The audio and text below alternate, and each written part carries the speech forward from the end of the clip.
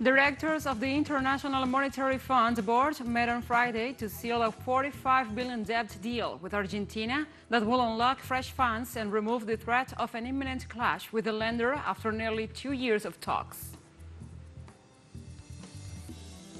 The Russian government demands that the United States must explain the financing given by President Joe Biden's son to military biological laboratories in Ukraine. And also, the 2022 World Water Forum has wrapped up in Dakar. This 9th edition is the first one ever held in a sub-Saharan African country.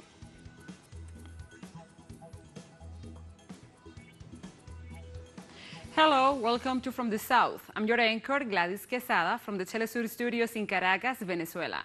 We begin with the news. Stay with us.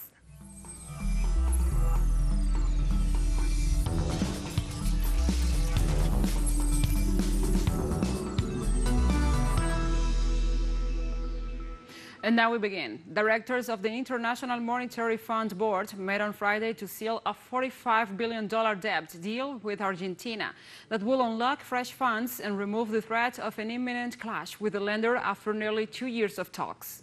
Once the IMF board gives the green light, as it widely expected to do, the country is due to receive $9.8 billion of funds.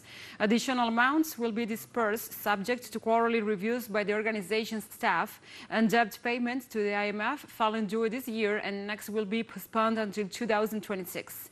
A $2.8 billion installment due earlier this week has been postponed to March 31st. The agreement is the culmination of weeks of talks and averted an immediate fiscal and political crisis for the government of Alberto Fernandez. It also rectified the embarrassing failure of the IMF's biggest bailout as it tried to help emerging market economies to rebuild post-pandemic.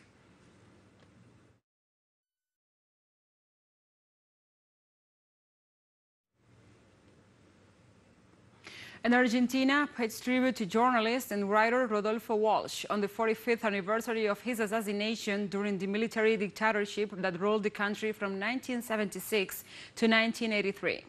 Several activities will be organized to honor the legacy of Rodolfo Walsh. The Minister of Culture will lead a ceremony in what used to be the social communicator's house in the town of Tigre, Buenos Aires. Walsh was murdered by the task force of the Navy's engineering school. The Argentine journalist lost his life after publishing a letter denouncing the crimes and human rights violations committed during the military dictatorship. Rodolfo Walsh published numerous works, fiction novels, and short stories.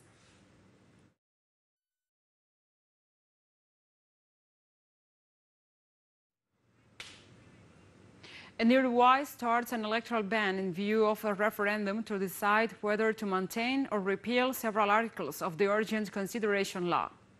With the electoral ban, opposing political parties are forbidden from carrying out proselytizing activities, any activity aimed at persuading voters. At the next Sunday's referendum, Uruguayans will vote on whether or not to repeal 137 articles of the law of urgent consideration. The regulation promoted by the government contains provisions questioned by the opposition, the unions, and the social and human rights organizations, especially concerning its housing, security, education, and finances bylaws. The legislation also limits the right of workers to strike. This referendum was made possible by the 750,000 signatures collected in a campaign by social organizations and several opposition sectors.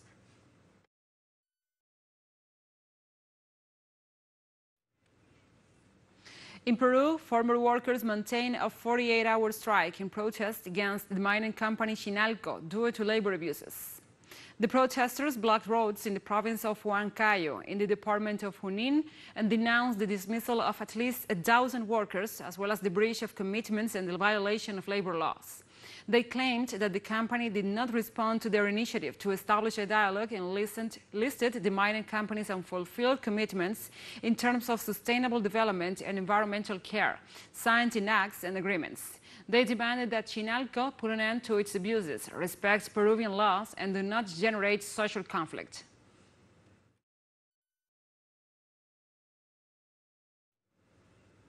In Haiti, the bodies of 3 former Colombian commandos who were linked to the assassination of President Jovenel Moïse in July 2021 were cremated on Friday.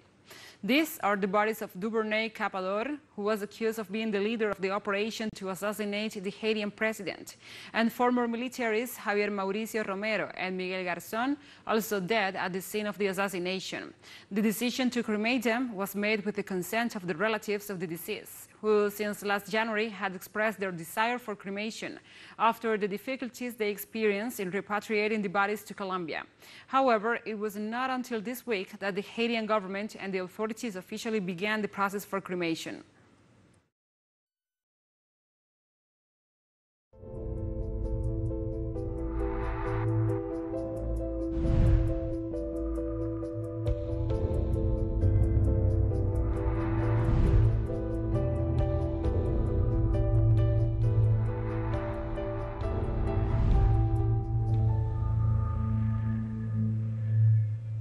We move on now to South America. The president of Venezuela, Nicolás Maduro Moros, announced that on-site classes will resume next week at all education levels.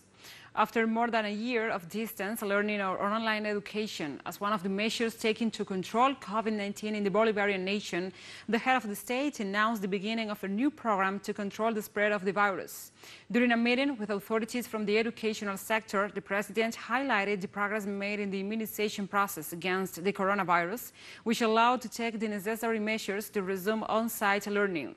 Maduro also asked the students' organizations, union leaders, and teachers to join efforts to recover academic spaces. Maduro, on behalf of the government, made a commitment to allocate resources for this purpose. Beautiful, socialist, free, and independent. So, good news. I also had good news for all of the communities. For the movement of Bolivarian families, starting next week, we're going to resume on-site classes in all schools, high schools and universities in the country. 100% classes in all shifts. The experiment is over. We all have been vaccinated. Now we are going full classes, as well as the children who want to be in class at all times. We'll take a short break now. Join us again after this.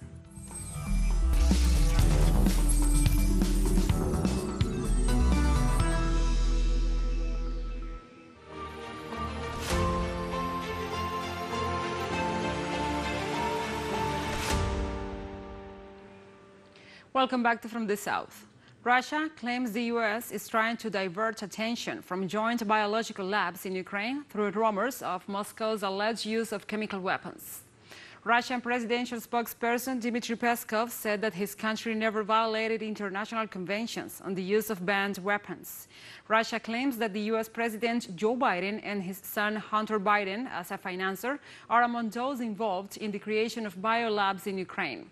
The chief of radiological, chemical, and biological protection troops of the Russian army, Lieutenant General Igor Kirillov, said 30 Ukrainian laboratories in 14 settlements of the country were involved in large-scale military biological activities under Pentagon supervision.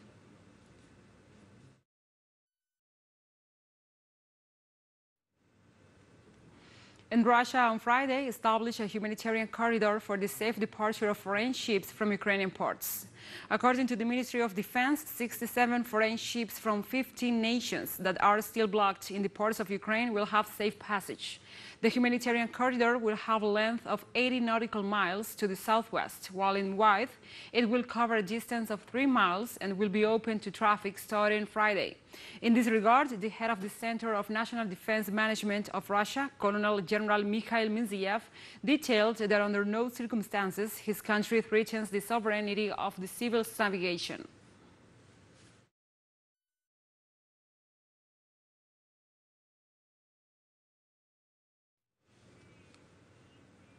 And authorities in the self-proclaimed People's Republic of Lugansk claimed the capture of military equipment from Ukrainian forces during their joint operation with the Russian army forces. More detail from our special envoy in Ukraine, Alejandro Kirk. People's Republic of Lugansk is making a point about showing off the military equipment that they have captured from the Ukrainians.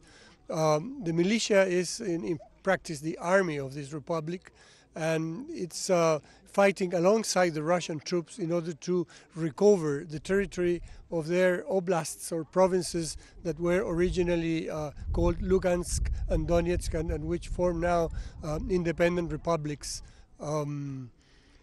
recognized only by Russia at the time, but they intend to become internationally recognized after this military operation is over. So these vehicles are of different nature. Many of them are Soviet-made, self-propelled cannons, tanks, air defense systems, military personnel, vehicles. But this one here, the brand is Kozak, is made in the Ukraine in cooperation with Turkey. We can see the shots on the windshield, and it's an impressive piece of equipment. On the right, moreover, that one here, named Kraz, is we were told made by the Ukraine cooperation with Canada, and it's a Toyota Land Cruiser modified for military use. And farther away, they're showing also some shoulder missile launchers, like old bazookas, but with precision guide missiles. All of this equipment was captured, they say, from the Ukrainians in the battle that is meant to liberate the territory of the Lugansk People's Republic. Thank you, Alejandro, for this report. And now we move on. From a town in the newly liberated areas of the Donbass, where at the moment the Russian army is distributing humanitarian assistance, we have a direct contact with our special envoy again, Alejandro Kirk, who provides us with more details of the live interview on the site with Eva Bartlett, who is a Canadian-U.S. international analyst and columnist residing in Russia. She talks about different facts of the humanitarian situation in this region and what people are receiving as assistance. Well, I think as people will see behind us, people are lining up for the supplies, which are actually quite sufficient, it seems, and they're coming in batches to collect supplies. I would note that this is similar to what we saw in Syria once areas were liberated of terrorists that had occupied these areas and starved the civilians. Once the areas were liberated, humanitarian corridors, well, before they were liberated, humanitarian corridors were set up, civilians fled to secure areas, and then they were given humanitarian aid. And during the exclusive contact with Eva Bartlett, she also provided her inputs about whether these issues are really covered by the mainstream media in the West. Not, and it might seem strange, but I've been taking photos of the actual aid packages, what goes into the boxes or the bags, because I know the predictable Western response will be, well, they're empty or something like that. But they contain a variety of proteins, vegetable in tins, chocolate, even water, obviously, and you know, it's not going to be reported on in Western media, or they will say this is just a stage, you know, that these are just actors, or this is just happening in one region. But we've seen a few regions already, and we've only been here for a couple of days. Now we continue. On Friday, European Union leaders made a brief on strategies to replace Russian energy supplies and a new package of sanctions on the Eurasian nation. European Commission President Ursula von der Leyen said a partnership with the United States to reduce Europe's reliance on Russian energy. As a first step, the US will provide the EU with at least an additional 15 billion cubic meters of liquefied natural gas, the LNG, in 2022, replacing the same amount of the Russian LNG for the year. The final objective is aimed to replace a third of all Russian supplies. EU Council President Charles Michel said the fourth packages of sanctions imposed by the EU on Russia are unprecedented and additional measures could be taken. And we have more news coming up after a final short break, so stay with us.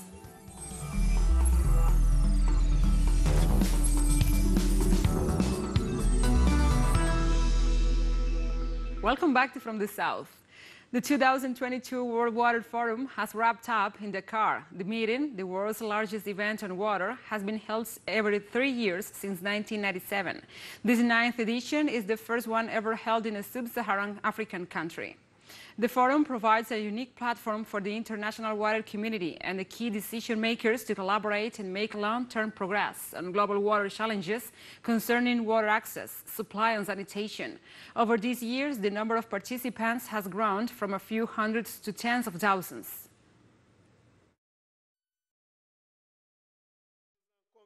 Be assured, nothing that was done and said in the Amaniado will be in vain, let alone forgotten.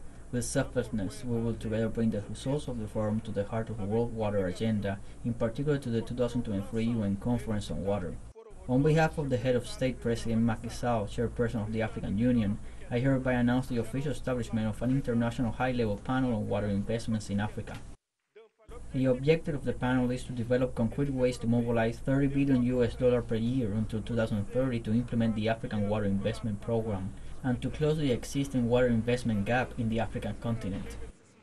And leaders from West Africa's regional bloc, ECOWAS, staged a summit over Mali's political crisis, 3 months after slapping tough sanctions on the Sahel nation. Malian Foreign Minister Abdoulaye Diop tweeted that talks in the Ghanaian capital, Accra, opened behind closed doors. The situation in Guinea and Burkina Faso, where coups have taken place recently, was also due to be debated. The summit comes about a week after an ECOWAS envoy for Mali traveled to Bamako, but the talks on restoring civilian rule were inconclusive. The leaders of Mali's junta, Assimi Goïta, has repeatedly invited to the summit, but it wasn't clear at the opening if he had physically or virtually attended.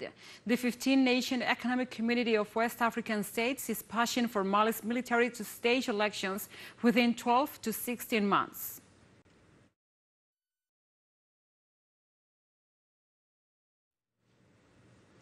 In Ivory Coast, local authorities built wall around a nature reserve to protect it from population growth. In 3 months' time, a cinder block fence, 10 kilometers long, is to run along the edge of the Banco National Park in Abidjan, Ivory Coast, to prevent it from being swallowed by the neighboring districts, because the population explosion and a disorderly construction are threatening its edges. Along with the Tijuca Park in Brazil, the nature reserve is one of the just 2 virgin forests worldwide to have survived at least in the heart of the metropolis. Ivorian ecologist Tom Talbans-Lasm says the wall is crucial in a country that lost a huge forest area over the past half-century. There are a number of actions that carry out inside the park. I should be said that we have a mobile brigade consisting of mobile commandos who provide security 24 hours a day. We have installed a certain amount of equipment that allows to us in real time who is coming into the Banco.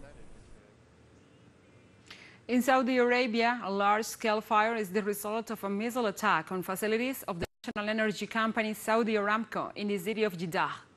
The aggression caused a fire at the Aramco company's facilities on the Red Sea coast and took place after the Houthi rebels announced that they were going to deploy war operations in that nation. The government of Saudi Arabia announced that it will take extreme security measures to halt further aggressions. In this context, the flights to Jeddah were redirected to other airports in the country. It was also known that the news of the attack had an upward effect on the international prices of crude oil.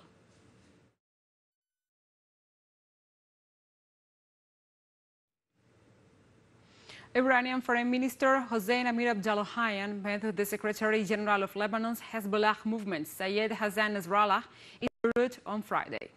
At the meeting, the two sides exchanged their views on a number of issues and reviewed the latest developments in Lebanon and the region. Iranian ambassador to Beirut, Mohammad Jalal Firouznia, also attended the meeting as he accompanied Amir-Abdollahian in his visit.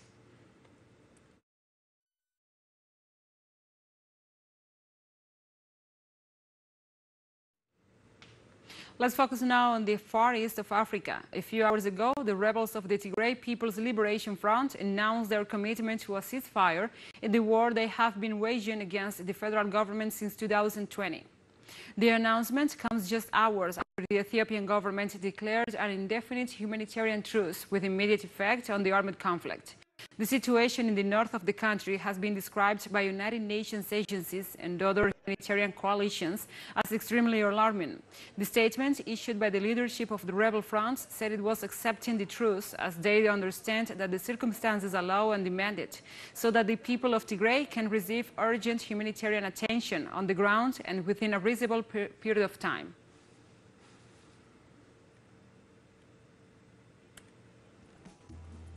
And we have come to the end of this news brief. But remember, you can find this and many other stories on our website at telesurenglish.net. And also, if you feel so inclined, please join us on social media for all the latest news. We are on Facebook, Twitter, Instagram, and Telegram. For Telesur English, I'm your anchor, Gladys Quesada. Thank you for watching.